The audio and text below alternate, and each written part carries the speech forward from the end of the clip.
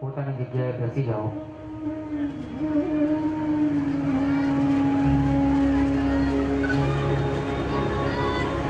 Sofa તેમજ ખુરશીની વ્યવસ્થા આપણે માત્ર આમંત્રિત મહેમાનો માટે કરેલ છે।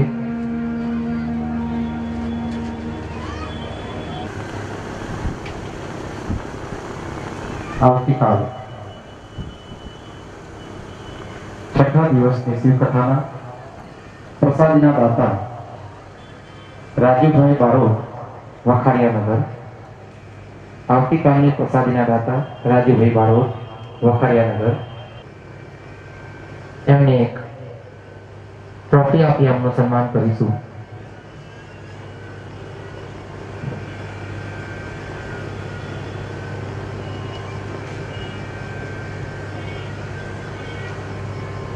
બાપુશ્રીની પ્રેરણાથી આપણે સૌને આ કલોલ નગરજનોના કલ્યાણ અર્થે જ્યાં શિવકથાનું આયોજન કર્યું, તો પરશુરામ યુવા સંગઠનના સર્વભૂત શ્રી બ્રહ્માકુમારી કીર્તિબેન તેમજ બ્રહ્માકુમારી હિનાબેન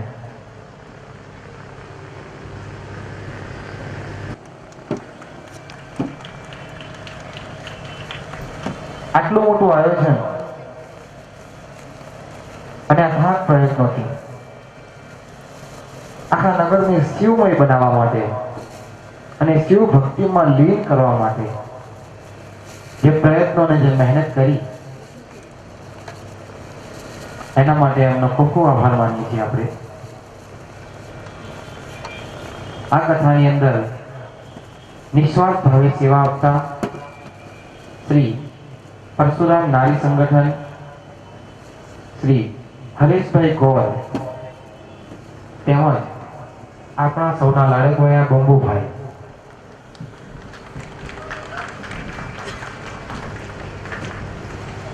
કોઈ પણ કાર્ય જ્યારે આપણે કરીએ ને ત્યારે આની અંદર ઘણા બધાનો સાથ અને સહયોગ હોય છે।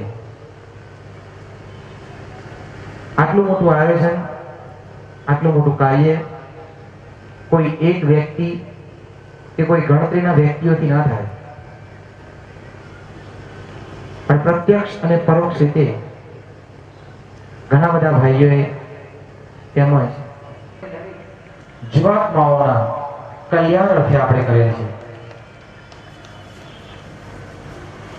પ્રોગ્રામો તો ઘણા થતા હોય છે, પણ જ્યારે કોઈ પ્રોગ્રામ નિસ્વાર્થ ભાવે કરવામાં આવે,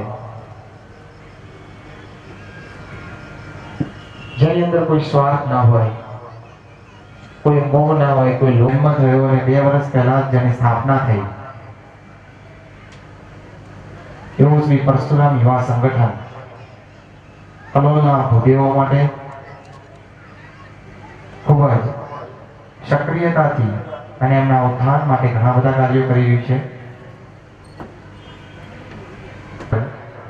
સેક્ટર 26ના હોદ્દેદારો પણ અહીંયા પધારેલ છે, જેમાં શ્રી ભરતભાઈ રાવલ, ઇન્દ્રવદનભાઈ પંડ્યા, નરેન્દ્રભાઈ રાવલ, પ્રફુલભાઈ પંડ્યા, નીતિનભાઈ જોશી તેમજ ભરતભાઈ પંડ્યા, સમસ્ત બ્રહ્મ સમાજ ગાંધીનગર સેક્ટર 26ના ભૂદેવો જે આજે અહીંયા બાપુશ્રીના દર્શન માટે તેમજ શિવકથા સંગઠનો નગરની અંદર ઘણા બધા કાર્યરત છે અત્યારે, પરંતુ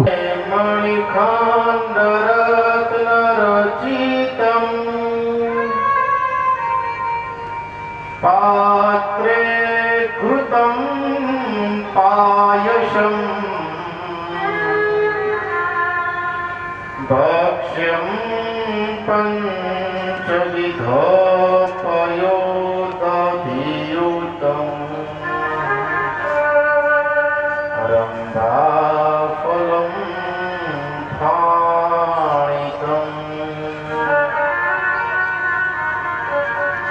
શાકાનામયુતમ જલરુચિકા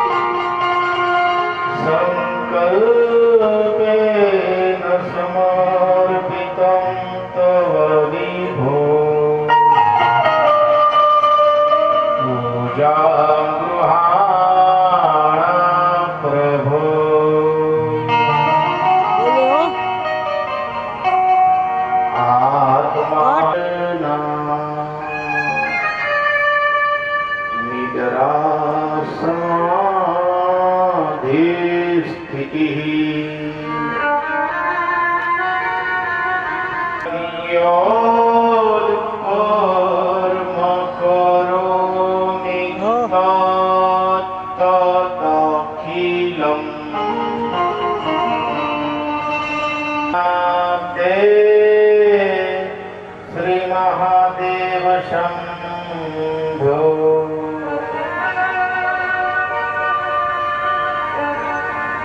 नागेन्द्रहाराय त्रिलोचनाय भस्म पुष्प सुपूजिताय तस्मै मकाराय नमः शिवाय।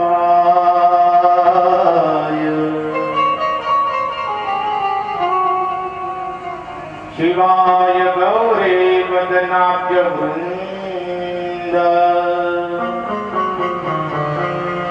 सूर्याय दक्षात् वरनाशकाय मुनीन्द्रदेवार्चितशिखराय चन्द्रार्कवैश्वानरलोचनाय तस्मै वकाराय नमः शिवाय।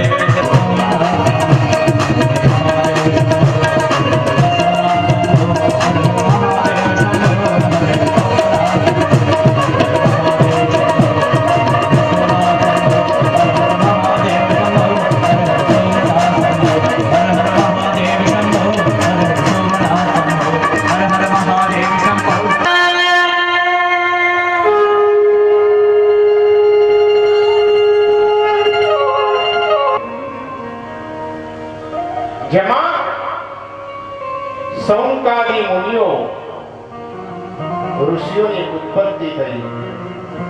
બ્રહ્માજીએ એમને આજ્ઞા કરી કે હે ઋષિઓ, તમે સૃષ્ટિ રચનામાં તમે ભાગ આપો તમારો. પરંતુ ઋષિઓ કહ્યું ના, અમારે આ જફામાં નથી પડવું, અમારે તો તપ જ કરવું છે.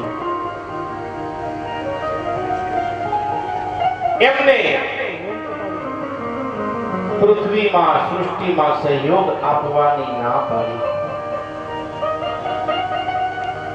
ત્યારબાદ નારદજી મેં બ્રહ્માજી કહે છે ત્યારબાદ નારદજી મેં શબ્દ આદિ પંચ મહાભૂતોની રચના કરી, જેમાં આકાશ, વાયુ, અગ્નિ, જળ,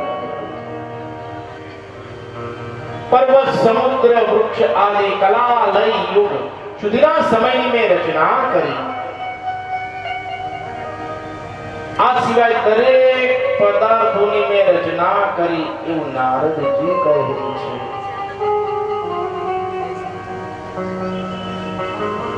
ત્યારબાદ મારું અડધું શરીર મેં પુરુષનું બનાવ્યું ને અડધું શરીર સ્ત્રીનું બનાવ્યું. એક યુગલની મેં રચના કરી.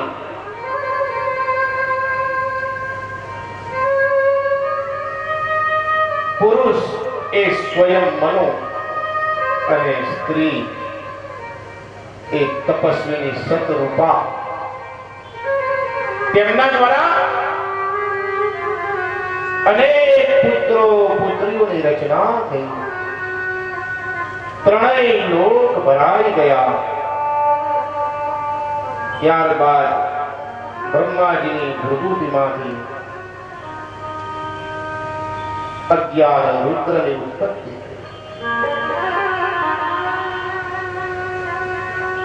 આ મનો અને સતરૂપા એના અનેક પુત્ર હતા. એમાંથી એક દક્ષ થયો. એ દક્ષને વીરીની સાથે લગ્ન કરાવવા માટે. દક્ષના અનેક પુત્ર હતા. દક્ષના અનેક પુત્ર હતા, અનેક પુત્રીઓ હતી.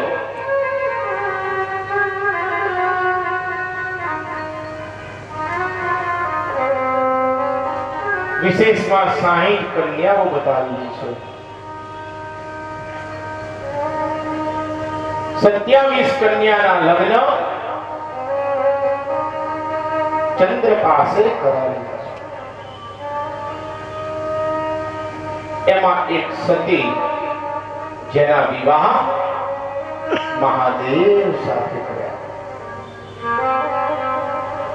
સતી એ આદ્ય શક્તિ જગદંબાનું સ્વરૂપ છે. મૂળ પ્રકૃતિનો અવતાર. અને શિવ અને સતી સુખપૂર્વક કૈલાસમાં રહેતા હતા. બંને આનંદથી પોતાનું જીવન વ્યતીત કરતા.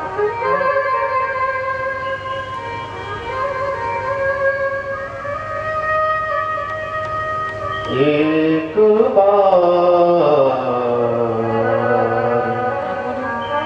ત્રેતા યુગમાં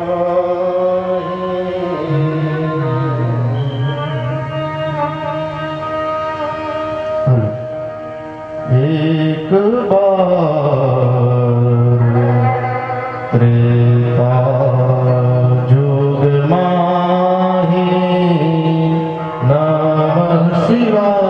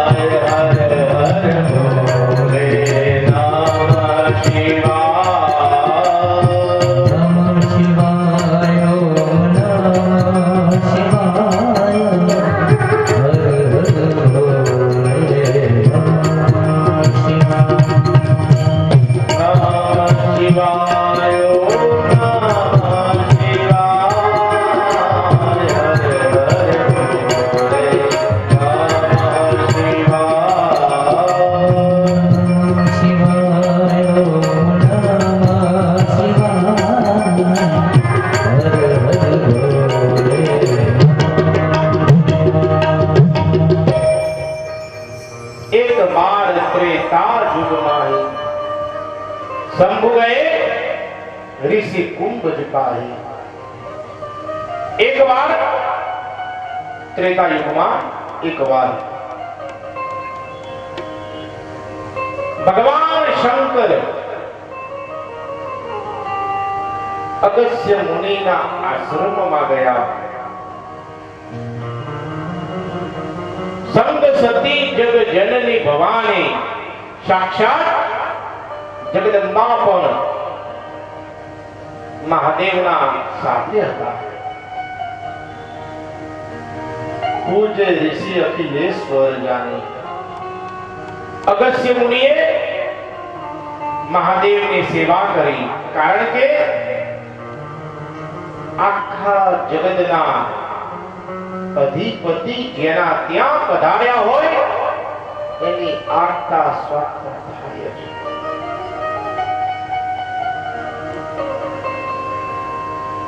મહાદેવ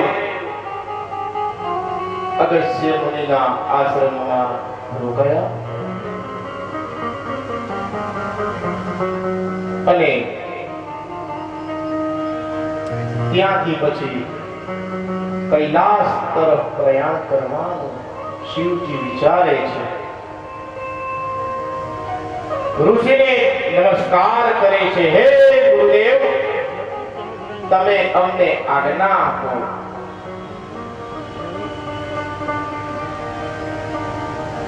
અગસ્ત્ય ઋષિ કહે છે, ભગવાન આપની જેવી ઈચ્છા. મહાદેવ ગુરુદેવને નમસ્કાર કરીને કૈલાસ તરફ પ્રયાણ કરવા ચાલે છે.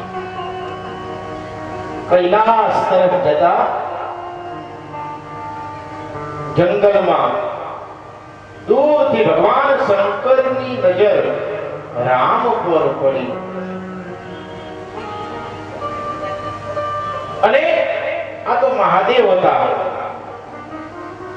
રામને જોયા અને યોગ દ્રષ્ટિથી જ્યારે મહાદેવે જોયું તો મહાદેવને ખ્યાલ આવ્યો કે માં સીતાના વિલાપમાં ભગવાન રામ આ જંગલમાં છે. એ સમયે રાવણે સીતાનું હરણ કર્યું છે. એના સંતાપમાં રાવણ રામ ખૂબ જ દુખી હતા.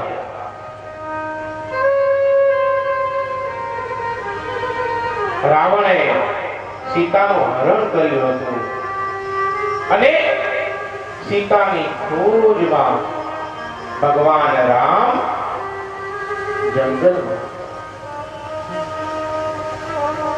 આ જોઈને મહાદેવ વિચારે છે કે અત્યારનો સમય ઉચિત નથી. અત્યારે જો હું રામને મળીશ તો રામ મારી સેવામાં લાગશે. એટલે દૂરથી મહાદેવે એમને નમસ્કાર કર્યા કે હે જગતના પાલન કરતા, સૃષ્ટિના રચયિતા, હે સંહાર કરતા શ્રી રામ, તમને હું હૃદયથી નમસ્કાર કરું છું. તમે જય પામો, તમે જય પામો. કારણ કે શિવના હૃદયમાં શ્રી રામ બિરાજે છે. રામના હૃદયમાં મહાદેવ બિરાજે છે. જ્યારે ભગવાન મહાદેવે દૂરથી નમસ્કાર કર્યા શ્રી રામને, સતી એની દ્રષ્ટિ પડી છે. સતીએ જોયું સતી સો દશા શંભુ કઈ દેખી ઉર ઉપજા સંને હું વિશેષી. સતીએ જ્યારે આ જોયું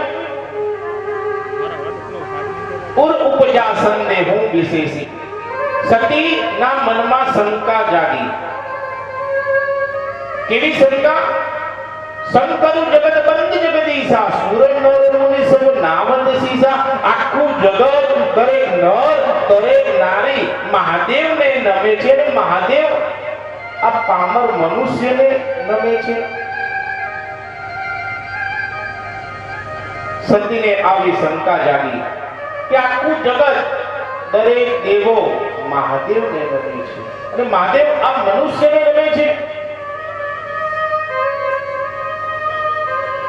શંકર પોતે પરબ્રહ્મ હોવા છતાં સામાન્ય મનુષ્યને નમસ્કાર કરે છે. આવી શંકા સતીના મનમાં લાગી. મહાદેવનું વર્ણન જેટલું કરીએ એટલું ઓછું છે. શિવ મહિમ્ન સ્તોત્રની અંદર પણ એવું વર્ણન છે કે માં ભગવતી સ્ત્રી થઈને પણ શંકરને ઓળખી નથી શકતી. સ્વલાવન્યા સંસાર દુર્લભમન્યાય ગ્રહણ પુરઃ પુષ્ટમ દૃષ્ટ્વા પુરમધન પુષ્પાયુધિમતિ યદિ શ્રેણમ દેવી યમનિરદને હાથ ગગના નવૈતિત્તા મદ્દા મતવર્ગા યુવતયઃ. સ્ત્રી થઈને પણ મહાદેવને નથી. સતીની શંકા વિશે મહાદેવને ખ્યાલ આવ્યો કે સતીને કઈ શંકા પડી. મહાદેવે કહ્યું આ તો પરબ્રહ્મ છે, અત્યારે મનુષ્ય અવતાર ધારણ કર્યો છે. માં ભગવતીના વિલાપમાં એ દુખી છે. એ પામર મનુષ્ય નથી. પણ સતી નથી માનતી. મહાદેવ કહે જો તુમ રે મન અતિ સંદેહ. એ સતી જો તુમ રે મન અતિ સંદેહ, જો તારા મનમાં કઈ શંકા હોય ને તો કિન જાય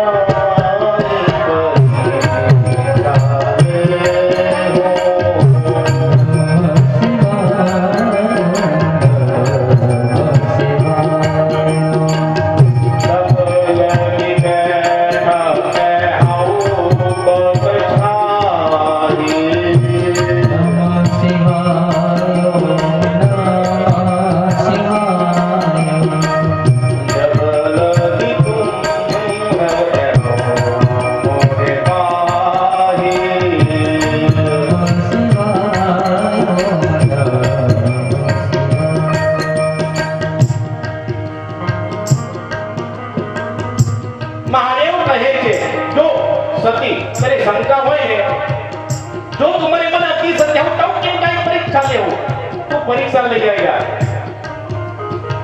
तब लगी बैठा है हम बट चाहिए क्या सुधिया बढ़ना जान नीचे हूं बैठो છું. जब लगी तुम એ हम मोहे पाही, જ્યારે તું આવીશ ત્યારે મને અહીંયા જોઈશ. તું એક કામ કર, તું પરીક્ષા લઈ આવ. અને સ્ત્રીને શંકા હોય એનું કોઈ સમાધાન થાય નહીં. સતી પરીક્ષા લેવા માટે જાય છે. ભગવાન શંકર વડના ઝાડ નીચે સમાધિ લગાવી. સતી વિચારે કે કઈ રીતે હું પરીક્ષા લઉં. સતી વિચારે છે કે હું સીતાનું રૂપ લઉં. જો પરબ્રહ્મ પરમાત્મા હશે તો એમને ખ્યાલ આવી જશે. એટલે સીતાનું રૂપ લે છે. સીતાનું રૂપ લે છે અને જ્યારે રામના સન્મુખ જાય છે, લક્ષ્મણ પણ મોહ પામે છે. લક્ષ્મણ મોહ પામે છે અને રામ જોઈને કહે છે, હે માતે તમે એકલા જંગલમાં ક્યાં ફરો છો? શિવજી ક્યાં છે? ત્યારે સતીને હૃદયમાં ખૂબ ખેદ થયો કે મેં મારા પતિનું કહ્યું માન્યું નહીં, મેં મારા પતિનું કહ્યું કંઈ માન્યું નહીં. આ તો સાક્ષાત મર્યાદા પુરુષોત્તમ શ્રી રામ છે અને મેં આમની પરીક્ષા કરી.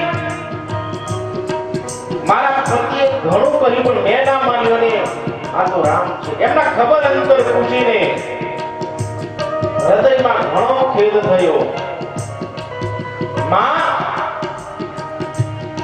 સતી પાછા ફરે છે અને પાછા ફરતા ફરતા સતીના મનમાં શું હોય છે?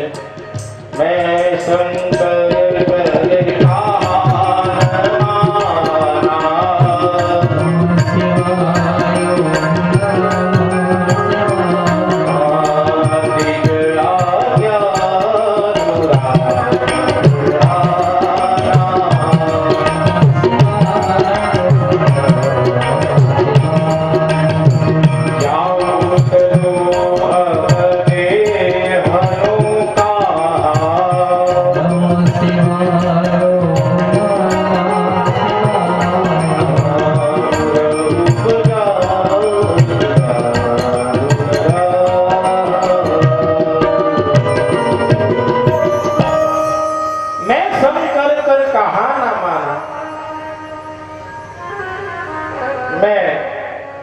ભગવાન શંકરનું કહ્યું માન્યું નહીં.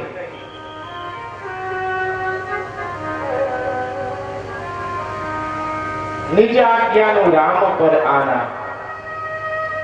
મારા પતિની આજ્ઞા સિવાય હું શ્રી રામની પરીક્ષા લેવા માટે આવી. અમે એક અનર્થ કરી નાખ્યો, મેં એક પાપ કર્મ કર્યું. જાઉં ઉતરવું દેહનું કહા, હું ત્યાં જઈને મારું મોઢું કેવી રીતે બતાવી શંકરને? પુર ઉપજા અતિ દારુણતા. એમના હૃદયમાં ઘણો ખેદ થયો. સતીના હૃદયમાં ઘણો ખેદ થયો કે ભગવાન શંકરને હું કેવી રીતે મોઢું બતાવીશ. જ્યારે શંકરના સમીપમાં જાય છે, શંકરે હસીને કહ્યું, આવી ગયા? સતી કહે, હા. મહાદેવ કહે, પરીક્ષા લીધી? એટલે કે ના ના, તમે કીધું એ સાચું જોઈ છે, પરીક્ષા લેવા. તમે તો પરમાત્મા છો. હું તો કે ત્યાં ગઈ, નમસ્કાર કર્યા, ખબર અંતર પૂછ્યા અને પાછી આવતી રહી. પણ આ તો મહાદેવ ભોળિયો નાથ.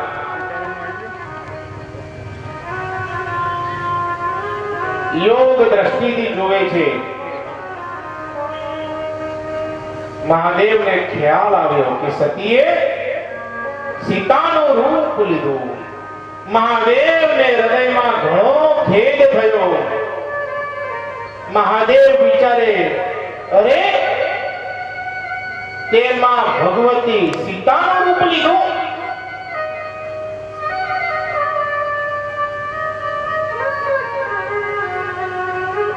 મહાદેવની આંખોમાંથી આંસુ આવે છે.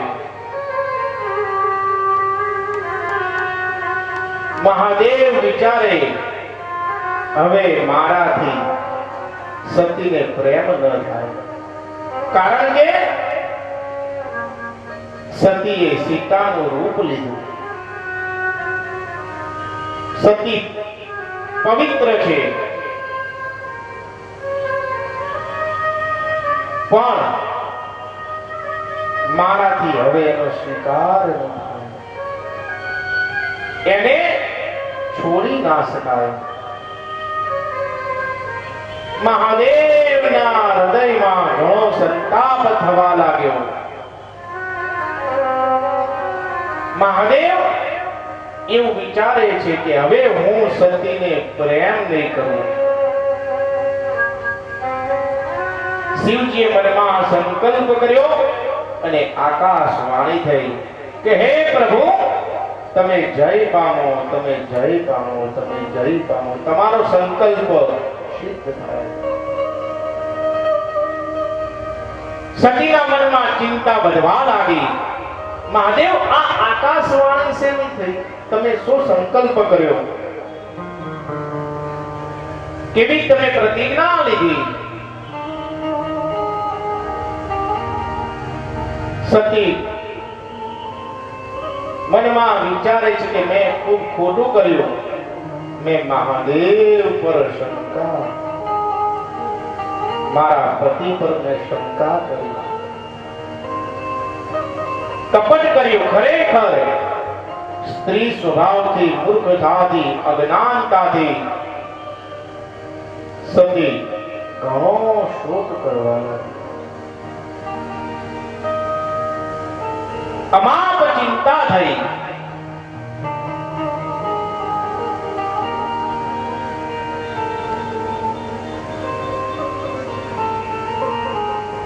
પતિ અને પત્નીના સંબંધ એક વિશ્વાસ પર છે. સ્ત્રીઓ વિશે શિવ પુરાણમાં અને બીજા ગ્રંથોમાં ઘણું બધું લખેલું છે.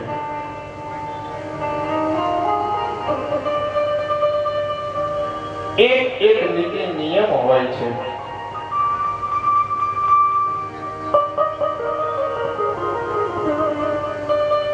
ખાંડણીઓ, મુસળ, ઝાડુ, નિશાતરો, ઘંટી અને બારણા વચ્ચે સ્ત્રીઓએ કદી બેસવું નહીં, એવું શાસ્ત્ર કહે છે. પતિનું આયુષ્ય વધવાની અભિલાષા પતિવ્રતા સ્ત્રીએ હંમેશા હળદર, કંકુ, સિંદૂર, કાજળ વગેરે ચોરી, માંગલિક આભૂષણો હંમેશા એને રાખવા. પતિને પૂછ્યા વિના જે ધર્મ કાર્ય કરવામાં આવે એ પતિના આયુષ્યને ક્ષીણ કરે છે.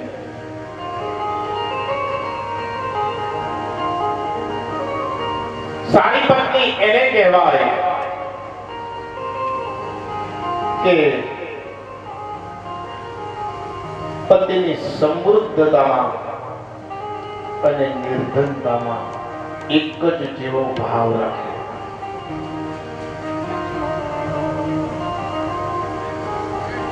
સ્ત્રીએ કોઈ દિવસ પોતાના પતિનું નામ ન લેવું જોઈએ, એવું શાસ્ત્ર કહે છે.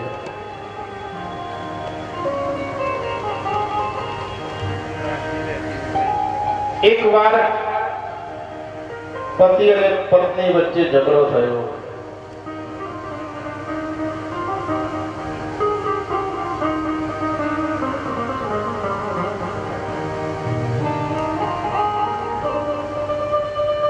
ઝઘડાનું સમાધાન થયું. પત્ની મનોમન ખૂબ વિચારે છે. ઝઘડો શાંત થઈ ગયો હોય છે. બીજા દિવસે પત્ની ખુશ થઈને પતિને કહે કે હું મરી જાઉં, તમે શું કરો? પતિએ કીધું આવા ફાલતુના પ્રશ્ન ક્યાં કરે છે?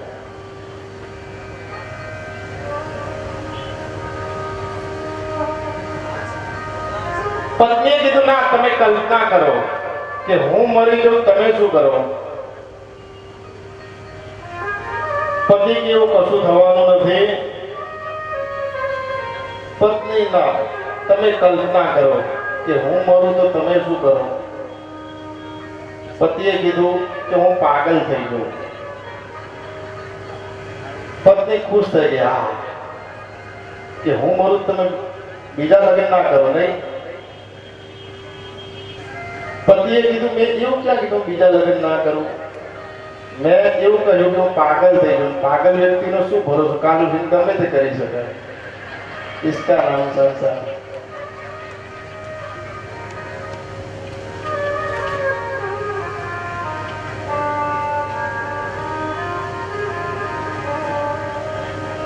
એક વર્ષનું તમે સુખ ઈચ્છતા હો,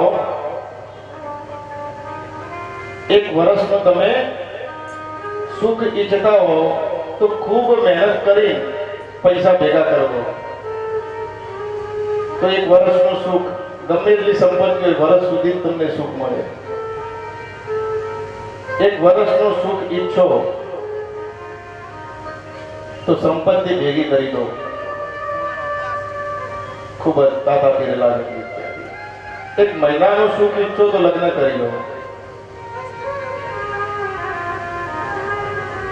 એક વીકનું તમે સુખ ઈચ્છો તો ફેમિલી લઈને બહાર ફરી આવો.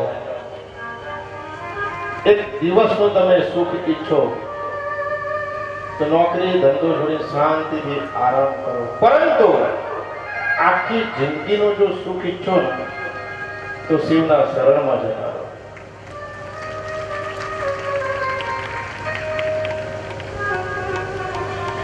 એવું શાસ્ત્ર કહે છે. નવા નવા લગ્ન થાય એટલે પહેલા 6 મહિના પતિ બોલે પત્ની સાંભળે. નવા લગ્ન થાય એટલે પહેલા 6 મહિના પતિ બોલે પત્ની સાંભળે. બીજા 6 મહિના પત્ની બોલે પતિ સાંભળે અને પછી પાડોશી સાંભળે. જીવનમાં કોઈ દિવસ શંકા ન રાખવી, કોઈ દિવસ શંકા ન રાખવી.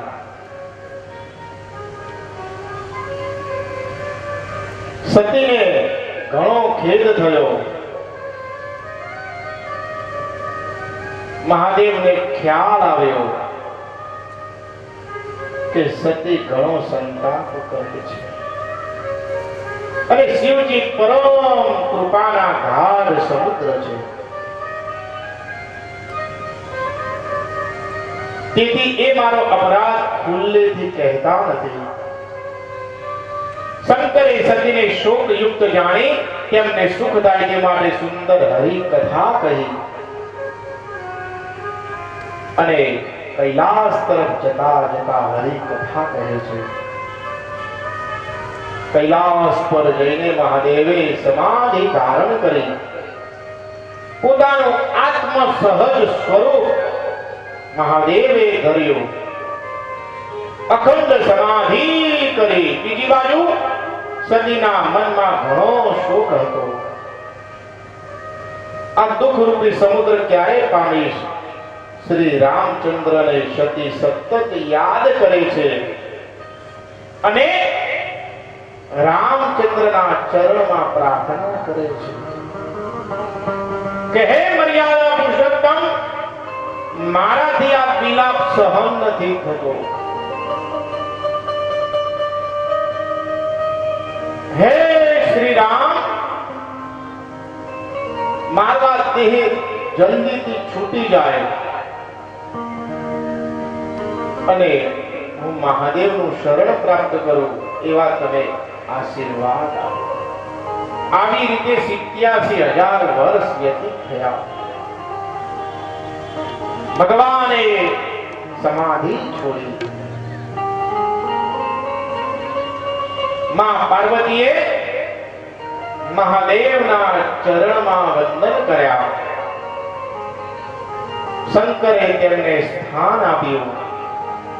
પછી શ્રી હરિ રસમય કથા મહાદેવ સતીને શ્રવણ કરાવે છે.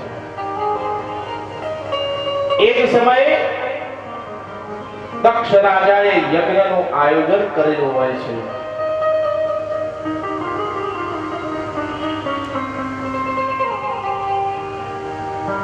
અને જ્યારે મહાદેવ સતીને કથા કહે છે એ જ સમયે કિન્નર નાગ સિદ્ધ ગંધર્વા, કિન્નરો દરેક પ્રકારના નાગ, દરેક સિદ્ધિઓ, ગંધર્વો બંધ હું સમેત ચલે સુર સરવા, એ બધા તૈયાર થઈને પોતપોતાના પુષ્પક વિમાન લઈને વિષ્ણુ બિરંજી મહેશ વિહાઈ ચલે સકલ સુર જાન બનાઈ કૈલાસ તરફથી જતા હોય છે. સતીની દ્રષ્ટિ પડે.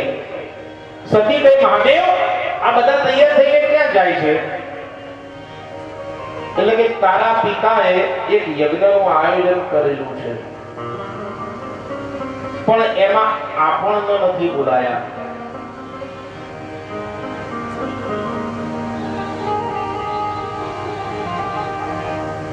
સતીએ કીધું, કેમ? મહાદેવ કહે કે પૂર્વે દેવો ઋષિઓએ સૃષ્ટિના વિચાર વિમર્શની ચર્ચા માટે એક સભાનું આયોજન કરેલું હતું. એમાં દરેક દેવો હતા. બ્રહ્મા અને હું પણ ત્યાં હાજર હતા.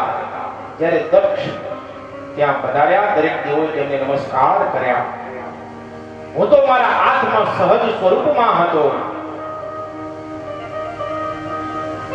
એટલે હું પરબ્રહ્મના ધ્યાનમાં હતો.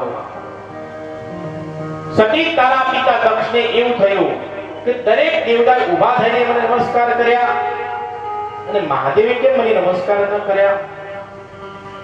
દક્ષના મનમાં સંતાપ થયો અને દક્ષે પ્રતિજ્ઞા લીધી કે મહાદેવનું સ્થાન હું દરેક જગ્યાએથી નીકાળી દઈશ. યજ્ઞમાં પણ હું મહાદેવને ભાગ નહીં આપું. અને આજે એ દુશ્મનના વટ પૂર્ણ કરવા માટે એમને આ યજ્ઞનું આયોજન કરેલું છે. સતી કહે, હું તો જઈ શકું ને, પિતાના આમંત્રણની શી જરૂરિયાત છે?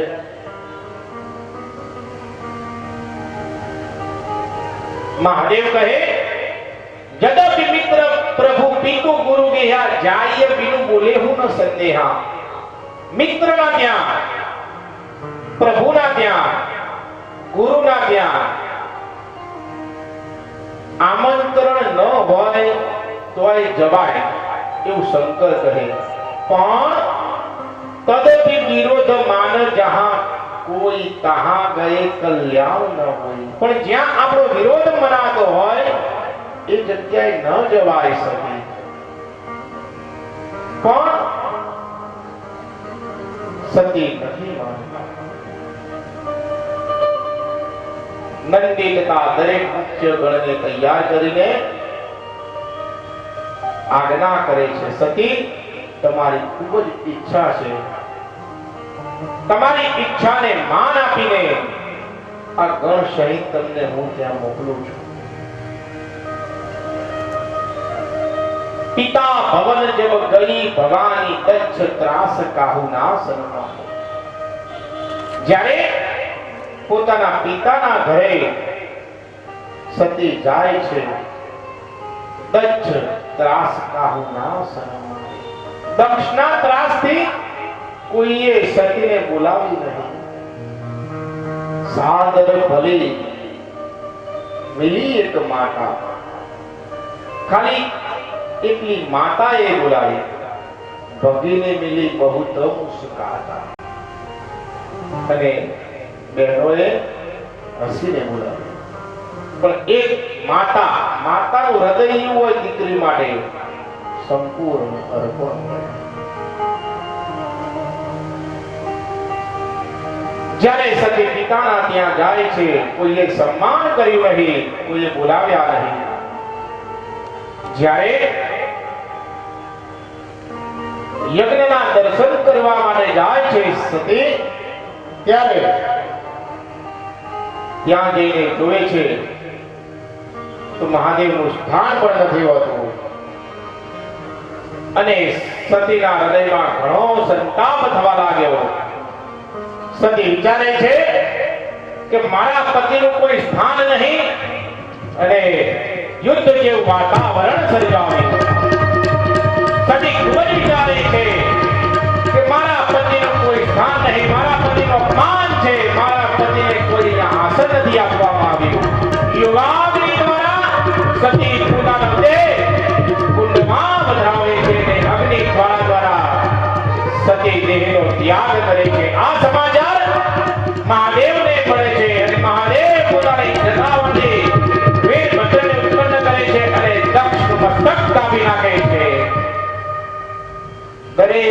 દેવતાઓ મહાદેવને પ્રાર્થના કરે છે, મહાદેવ તમે કૃપામન થાઓ, શાંત થાઓ, શાંત થાઓ. લોકોની પ્રાર્થના સ્વીકારી મહાદેવ દક્ષને મેષ કહેતા બકરાનું મોઢું આપે છે અને જીવન આપે છે.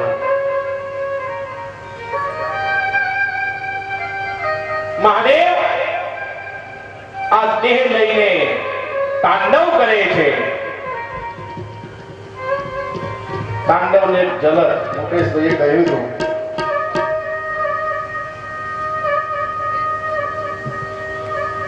મહાદેવ સતી એનો જે દેહ હોય છે એ ગ્રહણ કરીને તાંડવ કરે છે. આખી પૃથ્વી ડોલવા લાગે છે. દરેક દેવતાઓને એવું લાગે છે આ પૃથ્વીનો આજે વિનાશ થશે. મહાદેવ બે સમય તાંડવ કરે, ખૂબ જ ખુશમાં હોય ત્યારે, ખૂબ જ દુઃખમાં હોય ત્યારે.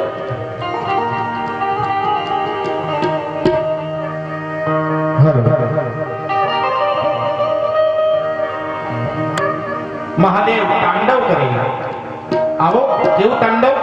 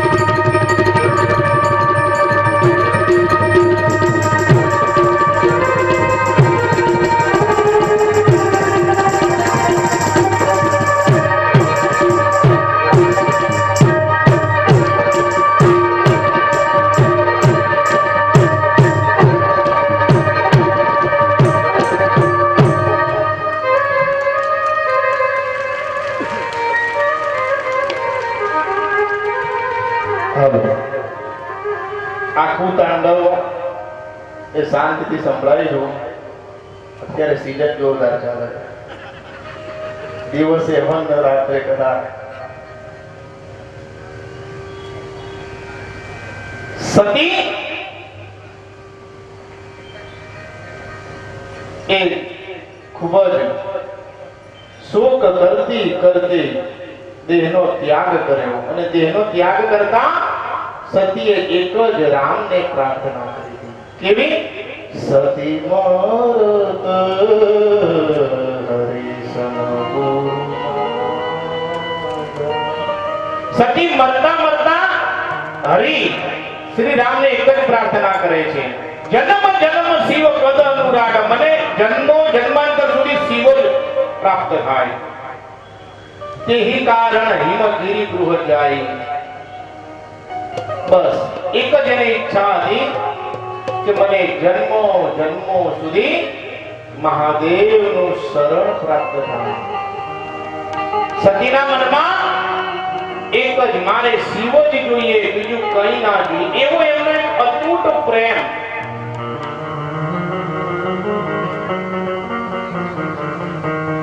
कोई प्यार करे तो तुमसे करे, तुम जैसे हो वैसे करे. कोई तुम्हें बदल के प्यार करे, वो प्यार नहीं सौदा है. साहिबा प्यार में कभी सौदा नहीं होता. निस्वार्थ શરત વગરનો પ્રેમ કરવો.